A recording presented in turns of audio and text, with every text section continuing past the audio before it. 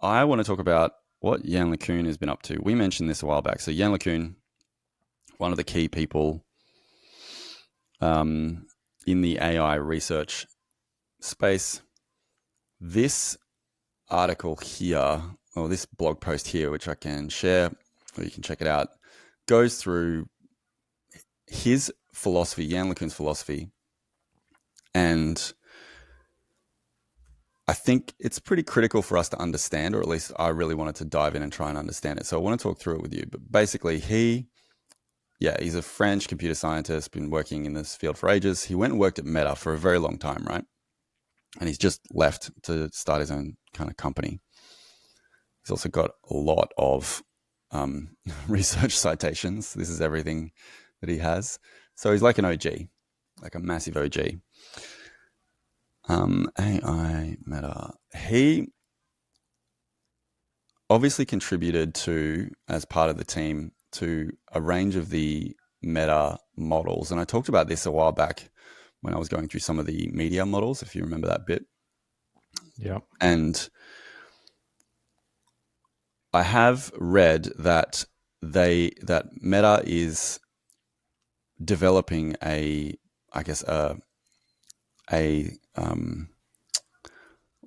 not a replacement, but the next phase of a llama model, but it'll be closed source. Just probably saw that coming. That's yet to be confirmed, but that's what I've been reading. But they are focused on a lot of these video intelligence, segmentation, content related models. But these are now being called world models, right? So this one is one that came out, an upgrade to this. SAM 3 came out recently, and it is excellent in terms of like its ability to just one shot kind of identify objects, categorize things, give you insights and intelligence about what you're seeing in the real world. The reason why this is important is he basically says that to drive past basic LLM kind of level of intelligence and get to something that really reflects a human level intelligence or cognitive profile in a AI model, we have to get away from just prediction based on next token or length of token reflection kind of generation to what he calls this joint embedding architecture model. Now, at a high level, that joint embedding architecture is just it's like a reference space for the model around concepts that's multimodal or contextual, that is a reflection of kind of how humans, this is what I've been reading, how humans kind of go through the world and learn.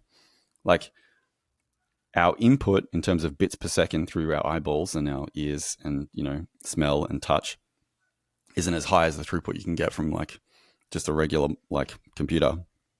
But over time, as you develop as a human, you're learning and contextualizing everything around you all of the time and building up a world model representation of concepts and things.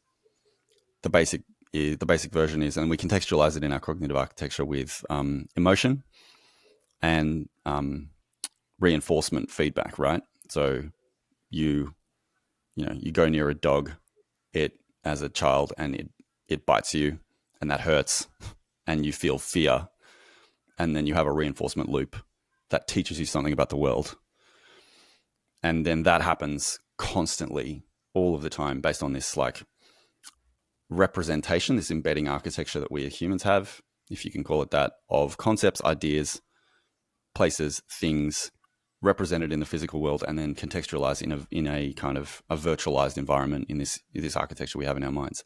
He thinks some degree of reflection of that into these frontier models is what's going to be required to take it from what we have now to get closer to something like an AGI or some degree of breakthrough. And this is sort of like a very simple Simon representation of that, this diagram here. It's not just that